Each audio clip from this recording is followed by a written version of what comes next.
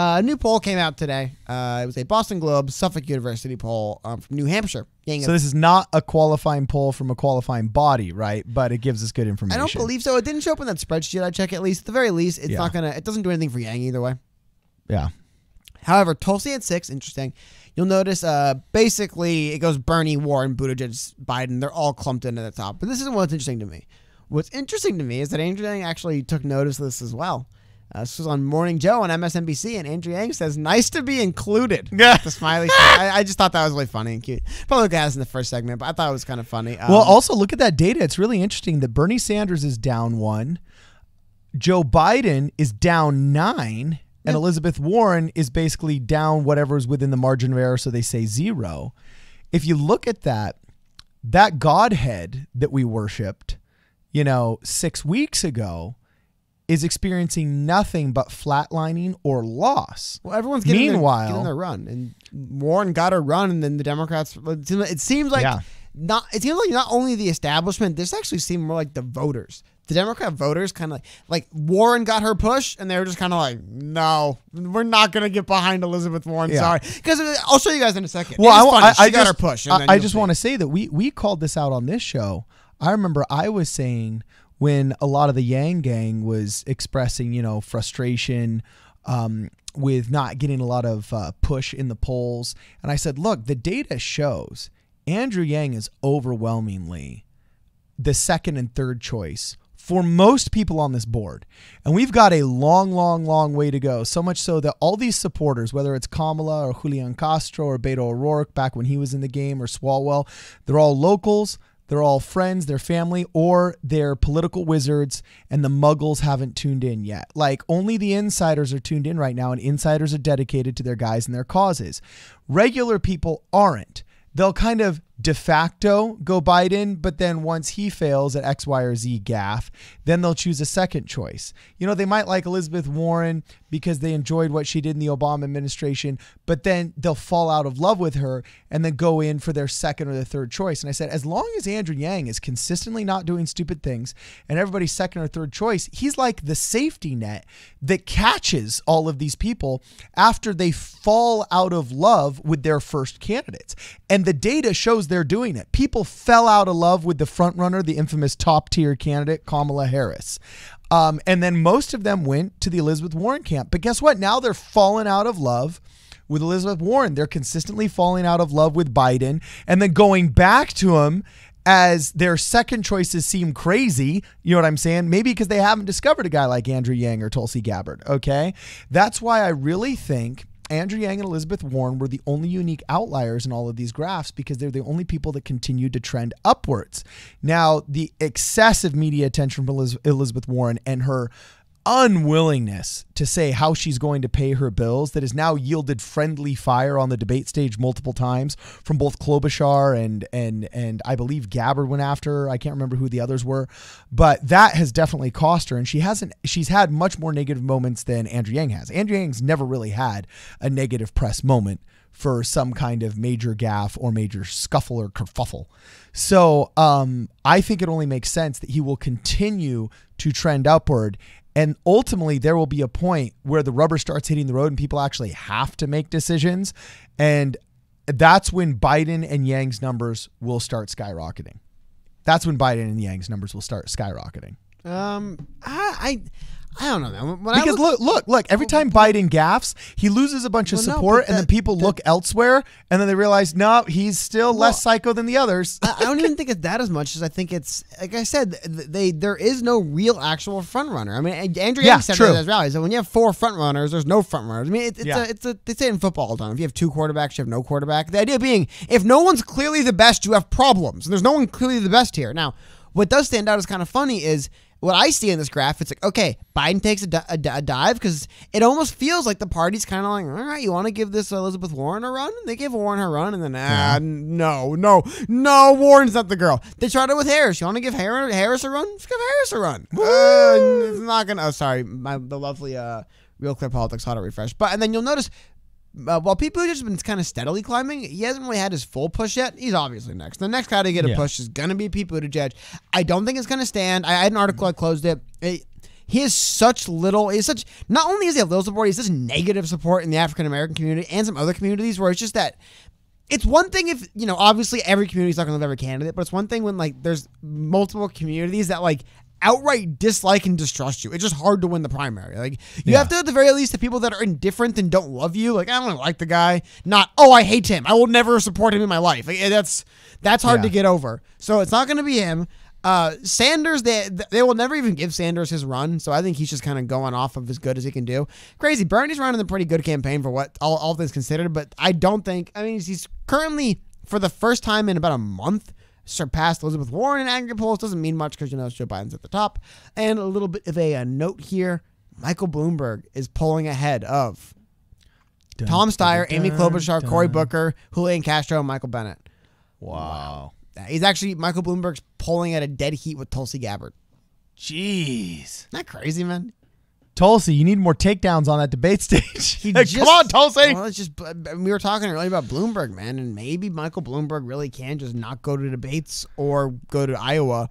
And because I think like some of these, I think he's like doing like, I think in Iowa where he's actually not going to campaign. He's at 1.5%. He's ahead of Dude, if you had that much money. He's not even going to campaign there. It's hilarious to me. How about Nevada? Another state he's not going to campaign in. Bloomberg. Okay, Nevada. They haven't done one from Nevada yet. Iowa, I tried. New Hampshire is the other state I want to try. We'll see, but New Hampshire. And cool. So New Hampshire, they haven't done a poll with him in it either yet. So that's just funny to me. But, one I wanted to kind of go over at the polls here at the end is just when you look at the actual national polling, it does paint the picture of, once again, a race that is just wide open. Like, like you could just see time and time again when candidates randomly rose and fell because it's wide open. Nobody's there to actually take this. So and it's true. That uniquely, like you said, lends to a candidate like Andrew Yang. Now, it would also uniquely lend to a candidate like Pete Buttigieg, but we'll go through It's like the opening of Cars, man, when they all start getting in that big accident, and everybody's like, oh, he's done for, but wait, Rusty makes it through. When you guys all become fathers, you're going to watch plenty of Cars, and you'll know exactly the scene I'm talking about. I've never seen Cars, but what I'm more trying to speak to here is I'm trying to look at who's ahead of Andrew Yang, who would get that. Because I don't think Biden's going to win. Sanders, he's like Bernie Sanders has basically been fighting an uphill battle the whole way anyway. Elizabeth Warren, I don't think she could do it. Pete Buttigieg, I think, is way too much negative support. Kamala Harris, again, normally likes her. And then you get to Yang, where I think Yang has room to overtake these people. Because, I think Buttigieg I think the Buttigieg push is just died because not a lot of people trust him or like him. Yeah. You kind of get like it basically he chose inauthenticity for short-term gains. Yeah. Well, no, it's just who he is. If you're not willing to do the high hopes dance, if you're not that level of like cheese, you're not going to support the guy. It's that dance sums up his campaign beautifully. Because if you look at that and cringe, you probably aren't going to like this Pete Buttigieg guy. I didn't cringe. I thought it was cute, but I wouldn't want to do it. I thought it was cute. You didn't? No. I cringe at like American Idol auditions. I can't watch American Idol. I just feel too awkward. My favorite. I forgot to post. Someone posted a tweet and said, someone just said, "Oh my God, Donald Trump's gonna be president for 100 years." if this is our response to I can't play the audio too much, but if this is how you're gonna win the White House, you know what I mean? Oh my gosh! Oh, that has like all the enthusiasm of a multi-level marketing meeting. You know what I'm saying? A multi-level marketing firm meeting. It's just corny and cheesy, man. That's why I think of Pete Buttigieg. A lot of people think Pete Buttigieg is corny and cheesy, and you can't. I like it when they all went like that. I thought that was kind of like that was the move that did it for me. Well, you're one of those people. I forgot. So hey! Was that a diss on Show Choir, Doc? Yeah. Proud Sound Vibers. You know what I'm saying? Show choir people remind me of exactly the kind of people I would support Pete Buttigieg. So I'm not a cynical gamer, dog. I think exhibited by that weird dance they all like doing. It's like that is look. Show choir guys did not choreograph that dance. There was not a single kickball change in there. There was not a single spin or a fabulous dagger to the sky. You have to remember who it's made for, though. It's not made for them. It's made for supporters, people who aren't dancers. You know what I mean? All right. Well, look. You just start off. Let me just teach you all the hardest things. If we're a show choir person, and I'm disappointed because there's huge show choirs in the Midwest that are very successful. But if we were a show choir person, they would have taught the people how to elevate their physical game to the realm of kickball change and dagger to the sky. That's just boom. That's just how we operate, dog. So anyway, I actually am extremely curious to see what on earth happens with Michael Bloomberg.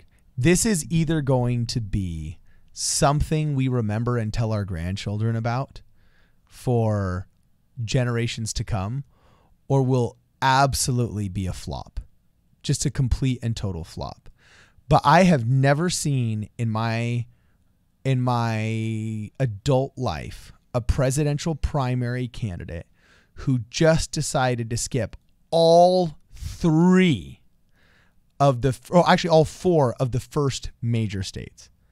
I mean, I've seen ones that have said, we're not focusing on Iowa, we're focusing on New Hampshire. Or I've seen ones that said, we're not focusing on New Hampshire, we're focusing on Iowa and South Carolina, right? I've seen some people even say, we're trying to hit Nevada hard. If we can do New Hampshire and Nevada, we'll get 2 of the 4. That will establish, dominance early.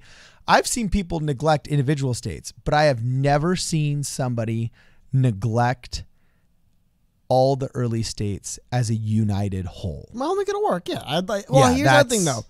It's Super Tuesday. I mean, like I said, if you win massive states like California and Texas, and like I said, I know Minnesota's a very influential state. Like, if you win states like this, like, are you going to say the guy isn't serious if he won California and Texas? He's not a real competitor, right? No, I don't think he will, but because I definitely think if there's anti-New York City bias, it comes from California and Texas. So I think that plays in big. I think it's one of the things that de Blasio had up about the whole thing, because it works the same way for thankfully no one's running from Los Angeles. Dude, if you run for president from Los Angeles or New York City, people who aren't from those cities are not going to like you. And so I think he's going to have that. Because here's the thing, man. What happens when you're in Los Angeles and you're like, isn't Michael Bloomberg a former Republican who was the mayor of New York City and he's a billionaire? He's a turncoat. Anyway, turncoat. Does that just seem like does that seem like what your average kind of like Austin, Texas, like liberal voter is looking for? Former New York City Republican billionaire. No, that's what I'm looking for. I mean, if it's an Austin, Texas liberal, no, they want somebody with wind chime earrings. They're like going for the Marianne Williamsons. Well, I don't know that. I'm just saying he definitely is a hard sell to your kind of like new, like what's becoming the more like general average Democrat voter. Is a hard sell in places like Texas and Los Angeles, where you need those kind of younger voters to mobilize behind you. It's like, why would they mobilize behind Michael Bloomberg? I don't get it. And what Democrats do forget is that Iowa probably hates people from New York City as well. But yeah, the other thing that Democrats and Republicans do forget as well is that they do best electorally when they have somebody that comes across as actually very well-reasoned. And I don't want to say moderate in the sense of weak, but just reasonable. Yeah. The more they can fake that their progressivism is reasonable, the better they do at fooling Americans into voting for them. Like I said, it's like that with the movie, the other guys. They have the bad cop scene where the guys, he's shaking him, and the guy's like, "I'll talk to you. You seem reasonable." And then the other party just starts grabbing him and shaking him as well. It's like, what's going on? Like, I think a lot of Americans are like that, where they hear people on stage and they're like, "Oh my God, what are the other people saying? They must be more reasonable than this." And they're not. Like, oh my, what do I do? No one's reasonable here. So I definitely, but the funny thing is, we've noted that the billionaire Tom Steyer came across more reasonable than most. Exactly. So maybe the billionaire, I don't know. I don't know. So that's what I'm thinking is I just think if all of a sudden America was forced to tune in, and they'll tune into the last debate. I can't tell you how many of my friends are involved enough and dutiful citizens enough to watch debates, but dude, they ain't watching the first 5. They'll tune into the 6th. And by the way, that might be of the actual presidential debates after the primaries are over. The views for the ratings for the last debate were the lowest of this cycle. Yeah, like it's just real. That was the lowest ratings of this cycle were last debate.